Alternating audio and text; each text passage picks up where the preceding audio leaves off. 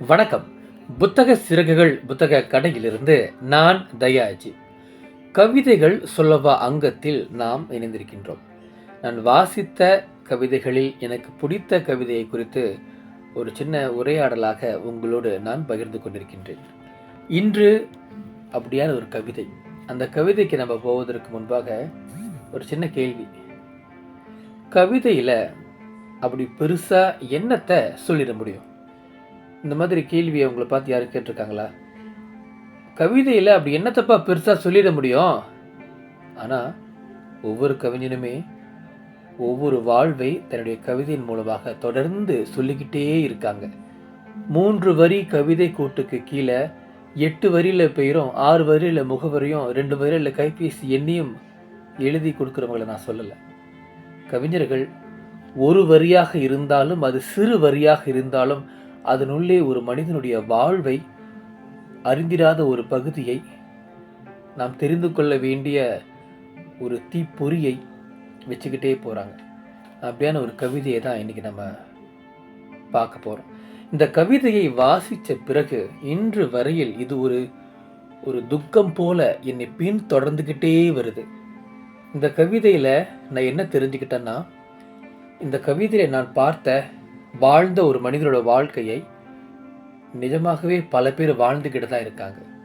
இப்படி சொல்கிறேன், தன்னுடைய அப்பாவுக்கோ தன்னுடைய அம்மாவுக்கோ தன்னுடைய அண்ணனுக்கோ தம்பிக்கோ தன்னுடைய மனைவிக்கோ பிள்ளைக்கோ பிடித்த ஏதோ ஒரு உணவை அவர்கள் மறைந்த பிறகு அவர்களுக்கு விருப்பமான சாப்பாட்டையோ அவர்களுக்கு விருப்பமான பழ வகைகளையோ தன் வாழ்நாள் முழுக்க சாப்பிடாத மனிதர்களை நீங்கள் பார்த்துருக்கீங்களா?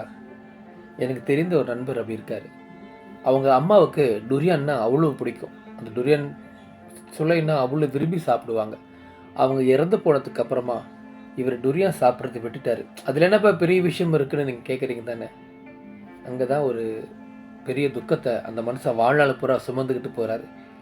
எப்பெல்லாம் டுரியான் பழத்தை சாப்பிடக்கூடிய அந்த காலகட்டம் வருமோ, நம்மளாம் டுரியான் வாசனையை எப்படி உச்சி முகர்ந்து பார்ப்போம், கொண்டாட்டமாக இருக்கும் இல்லையா? அவருக்கு அந்த அந்த மாதம் முழுக்கவே ரொம்ப தொந்தரவாக இருக்கும். ரொம்ப துக்கத்தை அனுசரிக்கிற ஒரு ஆள் மாதிரியே முகத்தை வச்சுட்ருப்பார். அந்த டுரியான் பழத்தோட வாசனை அவருக்கு அவங்க அம்மாவை நினைவுபடுத்திக்கிட்டே இருக்கும். பல சமயங்கள் தனியாக உட்காந்து அழுவார். இப்படி தான் இருக்காங்க நிறைய பேர். இந்த கவிதை அப்படியான மனிதர்களை நமக்கு அடையாளம் காட்டுது. அதான் சொன்னேன் இல்லையா, இந்த கவிதையை வாசித்த பிறகு இதிலிருந்து அந்த துக்கம் என்னையும் தொற்றி கொண்டது. இந்த கவிதையை வாசித்த பிறகு பல நாட்களாக இந்த கவிதையை ஒரு காட்சியாக நான் திரும்ப திரும்ப பார்த்துக்கிட்டே வந்தேன். அந்த கவிதையை நான் உங்களோட பகிர்ந்துக்கிறேன். அது காட்சிகளாக மாறட்டும், நீங்களும் அந்த காட்சிக்குள்ளே போங்களேன். கவிஞர் கயல் எழுதியிருக்கக்கூடிய ஆரண்யம் அப்படின்ற இந்த கவிதை தொகுப்பிலிருந்து ஒரு கவிதையை நான் இப்போ உங்களோட சொல்லிக்கிறேன். ஆரண்யம் அப்படின்னா காடு, வனம். இந்த கவிதை தொகுப்பு முழுக்கவே கவிஞர் கயல் காடுகள் குறித்தும் காட்டில் வாழும் உயிர்களை குறித்தும் நமக்கும் காட்டிற்குமான உறவை குறித்தும் ரொம்ப பிரமாதமாக எழுதிட்டு போயிருக்காங்க. அவங்களுடைய கவிதை தொகுப்பில் நான் வாசித்த முதல் கவிதை தொகுப்பு இது. அதன் பிறகு நான் அவங்களுக்கு வாசகராக மாறிட்டேன். அவங்களுடைய அடுத்தடுத்த கவிதைகளை தொடர்ந்து வாசிக்க ஆரம்பிச்சிட்டேன். இப்போ கவிதைக்கு போகலாம். இந்த கவிதைக்கு தலைப்பு அவங்க வைக்கல, ஆனால் நான் அழுகை அப்படின்னு போட்டு கோடு போட்டு வச்சிருக்கேன். போலாமா? விற்றுவிட்ட மாந்தோப்புக்கு அப்பா நள்ளிரவில் தடுமாறியபடி செல்ல தயங்கி தொடர்ந்த அம்மா மட்டுமே அறிவாள். விற்றுவிட்ட மாந்தோப்புக்கு அப்பா நள்ளிரவில் தடுமாறியபடி செல்ல தயங்கி தொடர்ந்த அம்மா மட்டுமே அறிவாள். ஒவ்வொரு மரத்தின் முன்னும் அவர் விழுந்து மன்னிப்பு கேட்டதும், ஒவ்வொரு மரத்தின் முன்னும் அவர் விழுந்து மன்னிப்பு கேட்டதும், பின் சாகும் வரை மாம்பழத்தை உண்ணாமல் வாழ்ந்ததும். விற்றுவிட்ட மாந்தோப்புக்கு அப்பா நள்ளிரவில் தடுமாறியபடி செல்ல தயங்கி தொடர்ந்த அம்மா மட்டுமே அறிவாள். ஒவ்வொரு மரத்தின் முன்னும் அவர் விழுந்து மன்னிப்பு கேட்டதும், பின் சாகும் வரை மாம்பழத்தை உண்ணாமல் வாழ்ந்ததும் அப்படின்ற இந்த கவிதை இருக்கு இல்லையா, அது படிச்சதுக்கு அப்புறமா இன்று கூட ஒரு தொந்தரவு எனக்கு கொடுத்துக்கிட்டே இருக்கு. நம்ம வெளிப்படையாக வெளியிலேருந்து ஒரு விஷயத்த பார்க்குறோம். என்னவா பார்க்குறோம்? ஒரு குடும்பத்தில் ஏதோ ஒரு சிக்கலோ ஏதோ ஒரு தேவையோ அவங்க கிட்ட இருந்த ஒரு சொத்தை ஒரு மாந்தோப்பை விற்றுட்டாங்க. அவ்வளோதான் நமக்கு தெரியும். அதன் பிறகு என்னவா நடக்குது?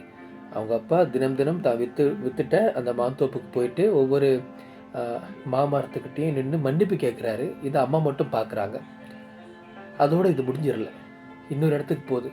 அதுக்கப்புறம் அந்த அப்பா அவருடைய வாழ்நாள் முழுக்க மாம்பழத்தையே சாப்பிடலை. ஏன் சாப்பிடலை? ஏதோ தேவைக்காக தானே மாந்தோப்பை வித்துட்டீங்க. அப்போ இந்த மாந்தோப்பும் இந்த மாமரமும் இந்த மாம்பழமும் இவருக்கு என்னவாக இருந்தது? அது ஒரு பக்கத்து இருக்கட்டும். இன்னொரு பக்கம் இதெல்லாம் அம்மாவுக்கு மட்டும்தான் தெரியும்னு அவர்களுடைய பிள்ளை சொல்கிற மாதிரி இந்த கவிதை எழுதியிருக்காங்க. இப்போ இந்த சோகம் இருக்கு இல்லையா, இது ஒரு காவிய சோகமாக மாறுது.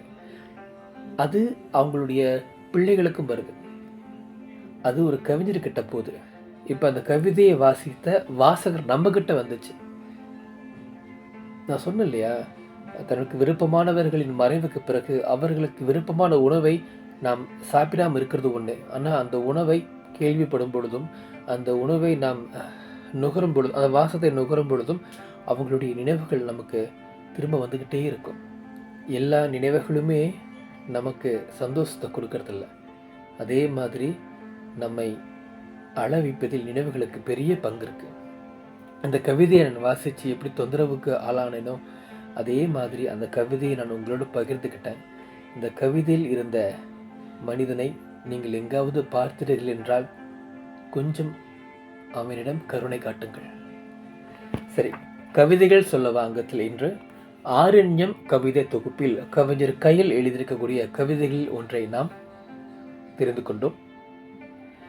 மீண்டும் நாளை கவிதைகள் சொல்லவா அங்கத்தில் மேலும் ஒரு கவிதையோடு உங்களை சந்திக்கின்றேன். புத்தக சிறகுகள் புத்தக கடையிலிருந்து நான் தயாஜி. நன்றி, வணக்கம்.